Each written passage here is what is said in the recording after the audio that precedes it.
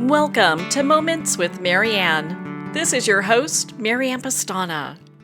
If you're a dog owner and just love taking your best friend out for a hike, you want to pay attention to this. We're here today with special guest, Paul Hoskinson, who's here to share with us his company, Fido Protection. So welcome to the show, Paul.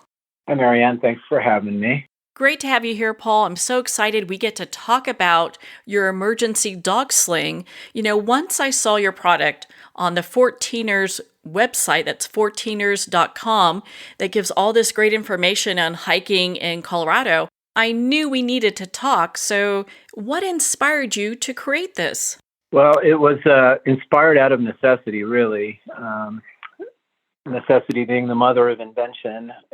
I had an accident with my dog almost 5 years ago to the day now. So it was over Memorial Day weekend 5 years ago. I was up on top of Independence Pass near Aspen, Colorado, backcountry skiing.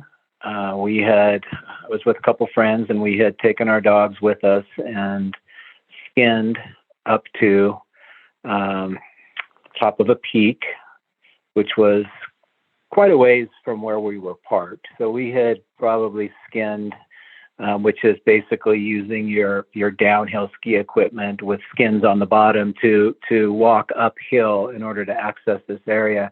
We had skinned for about, an hour and a half, 2 hours. So we were a fair distance from the vehicles. And I had skied with my dog many, many times over the years, and it was kind of business as usual as we were at the top of this peak ready to ski down. As I started down, I encountered some avalanche debris, which kind of slowed me down. And unbeknownst to me, my dog had caught up to me. Typically, when I ski down, I'm way out in front of her, and she's kind of following in my path behind at a safe distance. But as I slowed down to avoid this debris, she had caught up with me, and I made a turn and saw her out of the corner of my eye and turned quickly to miss her. And I felt that I had made contact with her. It wasn't a big collision, but I could feel that my ski had made contact with her. So I turned to a stop and looked up the hill, and there was my poor dog, Remy, kind of looking at me, looking at her leg, and looking at me as blood poured out of her leg. And I was shocked. So my ski edge, when I made contact with her, my ski edge had cut her right front leg, and it was bleeding badly. So first order of business was to try and stop the bleeding. As I said, I had a couple of friends with me, so they came over, and I pulled out my first aid kit from my backpack, which I always carry. So fortunately, I had that with me. We wrapped her leg, and we were able to stop the bleeding. And then the next order of business was to try and figure out how to get a 65-pound dog, how to carry a 65-pound dog out of this bowl that we were in. We had skied almost to the bottom of this bowl. So we were, at this point, 2 hours from safety from our vehicles, and then I was another 45-minute drive to get her to a vet. So I emptied my backpack, the contents of my backpack, and squeezed my 65-pound dog into my day pack. So it was a fairly small backpack. Had she weighed 1 or 2 more pounds, she wouldn't have fit. My friends were nice enough to carry my expensive gear, put it into their packs, and I started the process of carrying my 65-pound dog out of the backcountry on skis. It felt like I was carrying an elephant because she was placed vertically in a standard backpack. So I had all of this weight on my shoulders as I skinned out of the backcountry.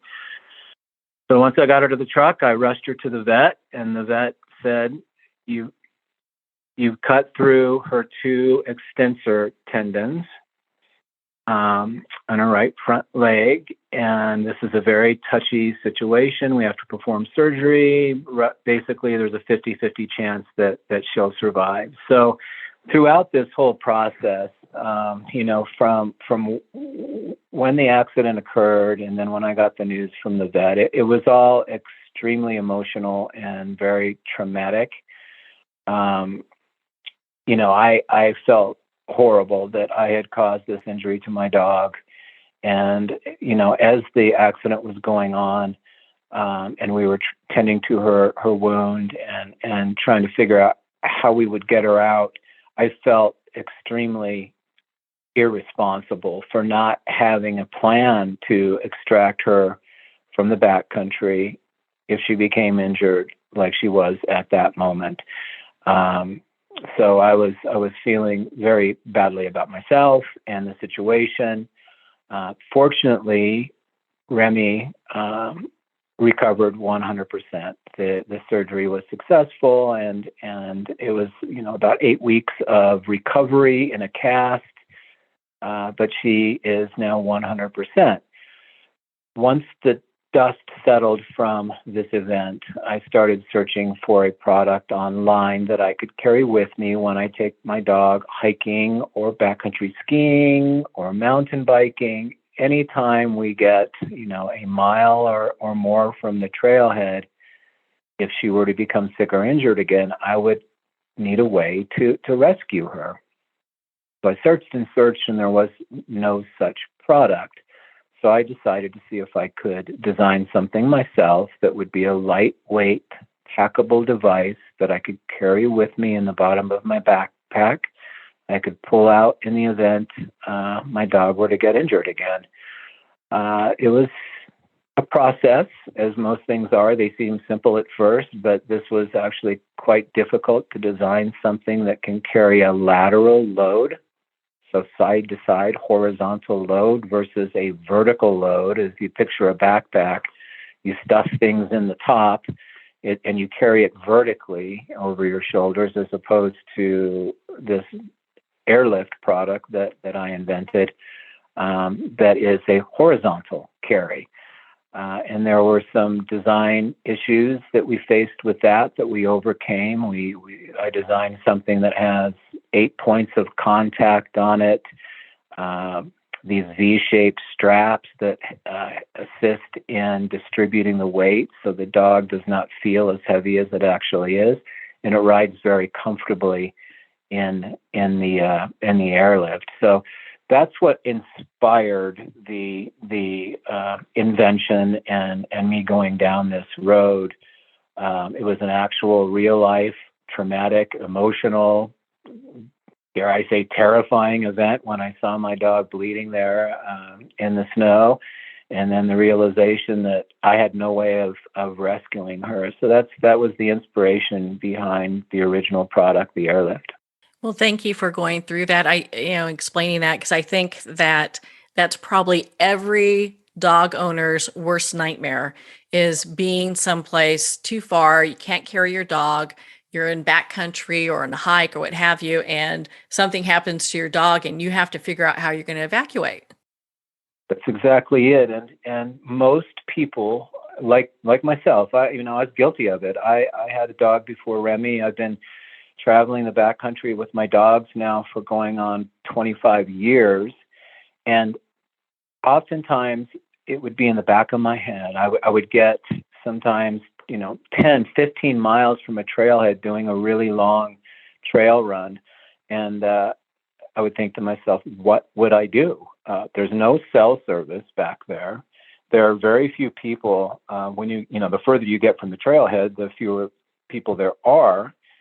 And even if there were cell service, you could call search and rescue, but they make up their own policies. Each county has their own policies pertaining to animal rescue, and many search and rescue organizations don't allow it. They prohibit their personnel from rescuing animals. And if they do agree to come get your dog, it's always the least of their priorities. It'll be last on the list. So if they have other things going on that day, they're not going to come and help you. So So, you're stuck in the situation where you might have to abandon your dog to go get others to come and help you. And the unthinkable can happen, right?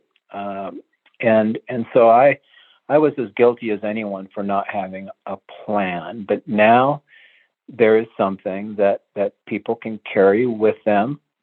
It might not ever be used. It's like a first aid kit, right? Hopefully you never have to pull the first aid kit out and use some of the serious stuff in there, like the gauze and the bandages and some of the stuff that you would need in a more serious injury. And that's basically what the airlift is. It's insurance that if you do run into a situation where you need to rescue your dog, you can. And it could be that you're not strong enough to carry your 45, 50 to 120 pound dog. I mean, I've lifted a 95 pound dog up by myself using this product, but I'm pretty fit and I'm on the bigger side.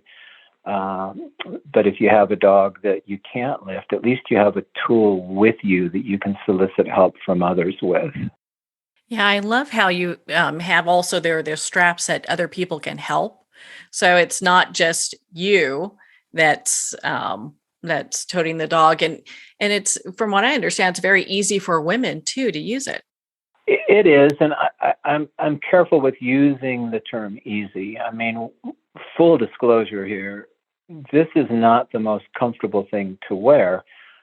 We make a couple different products now. The Airlift was the original product, and that's the one that weighs roughly 9 ounces, depending on size.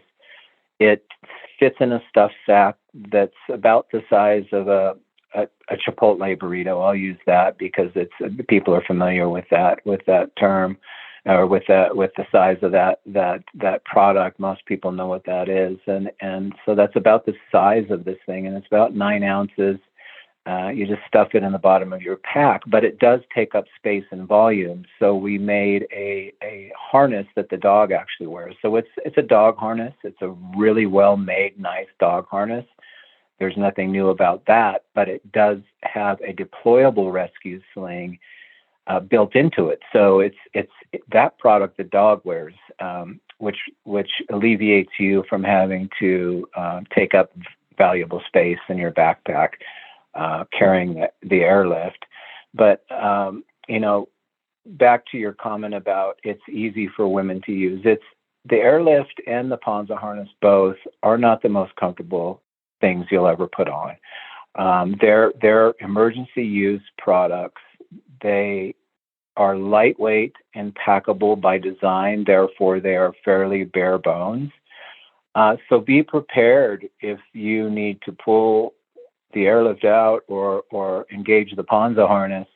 Be prepared for some effort, some discomfort, and probably a pretty long process, depending on how far you are from the trailhead and extracting your dog. But all that said, it's far better than the alternative. I'd agree with you on that. I mean, I was so impressed with what you created here.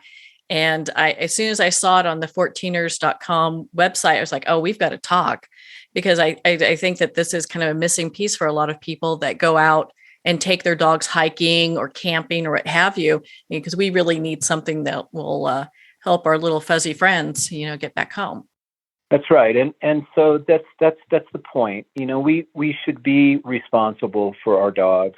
That we love them, and I think my dog's pretty smart, but she's pretty smart for a dog, right? They don't realize what it is that they're doing. We're taking them into the wilderness, and they rely on us for a lot of things. And one of those things is good judgment, right? You wouldn't take me somewhere that you can't get me out of, right? And so that's the situation. We need to be responsible for them if they become sick or injured while they're with us on adventures. They love it. I love having my dog with me. I wouldn't sacrifice that for the world. It's what she lives for. It's when she's the happiest, is when she's out on these adventures. But all that said, that can change very quickly if something goes wrong. Yes, it's all part of responsible dog ownership. Well, Paul, where can our listeners connect with you and learn more about your work and the different products you have? Yeah, so the name of the company is Fido Pro. Pro is short for protection. So the website is www.fidoprotection.com. Well, Paul, thank you so much for taking the time to be on the show with us here today. You're welcome, Marianne. Thank you. Well, thank you, Paul. It's been such an honor to spend this time with you and to talk about your amazing company, Fido Protection. If you'd like to learn more about the dog harnesses that they have there for emergency situations, make sure to visit fidoprotection.com.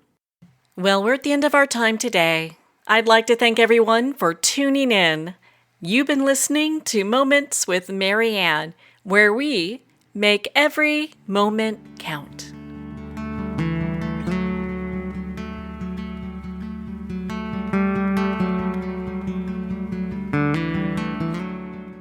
In a single moment, your life can change. Moments with Marianne is a transformative hour that covers an endless array of topics with the best of the best. Her guests are leaders in their fields, ranging from inspirational authors, top industry leaders, and business and spiritual entrepreneurs. Each guest is gifted and a true visionary. A recognized leader in her own work, and while teaching others to develop, refocus, and grow, Marianne will bring the best guest and sometimes a special surprise. Don't miss this. You never know just which moment will change your life forever. Make sure to tune in and visit momentswithmarianne.com for more information.